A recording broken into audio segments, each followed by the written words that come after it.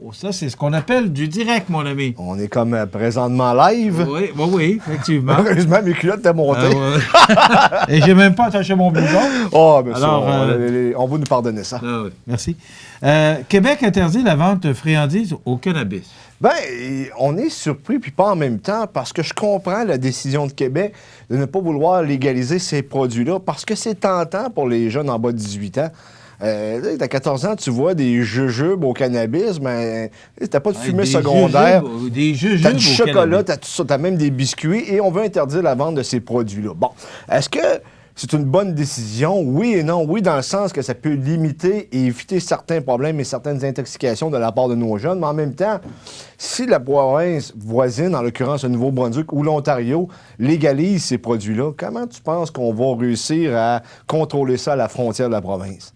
On n'a pas de douane à la frontière. Puis en plus, tu peux commander ça facilement par Internet. Comment vont-ils faire pour arrêter l'importation de ces produits-là au Québec? Je te donne un exemple. Si tu veux commander des produits illégaux dans d'autres pays, des produits illégaux dans d'autres pays, ils vont passer par les douanes canadiennes. Ils ont un système qui fait en sorte qu'ils sont capables de faire certaines vérifications. Mais entre les provinces, il n'y a pas de poste frontalier. Hein? Qu'est-ce qu'on fait à ce moment-là? OK, j'avais pas vu ça de même. Ouais. C'est justement, c'est ça. Ça paraît bien, point de vue du gouvernement qui semble vouloir s'occuper de la santé de nos jeunes, et c'est compréhensible. Mais en même temps, on n'empêchera pas le trafic de ces substances-là entre les provinces.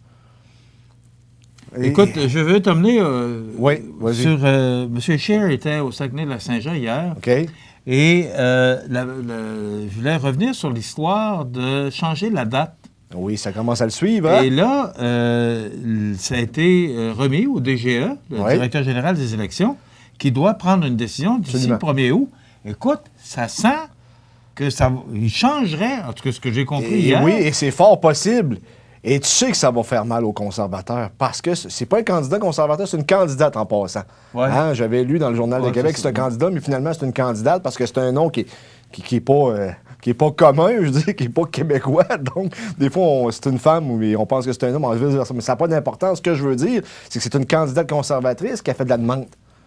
Mais les libéraux ne se sont pas prononcés. M. Blanchette du Bloc québécois s'est prononcé. Lui, il ne veut pas. Absolument. Et je pense qu'il a raison. Les libéraux ne se sont pas prononcés. Parce que... Le Parti démocratique non plus. C'est simple, mon ami. C'est juste du clientélisme politique. C'est du clientélisme électoraliste.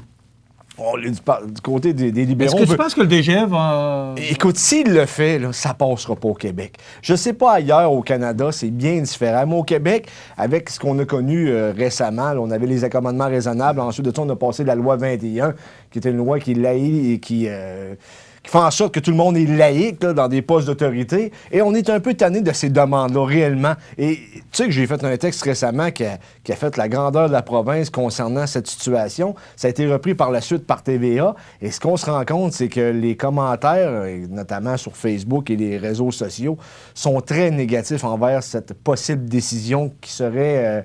à l'avantage de la communauté juive assiséée. Ce serait une première dans les annales de Mais c'est pas juste ça, c'est parce fédérales.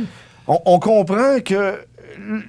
Là, ce que ça dit en somme, là, c'est que la religion, si on autorise un tel déplacement de date d'élection, ça veut tout simplement dire qu'au Canada, la religion est plus forte que l'État.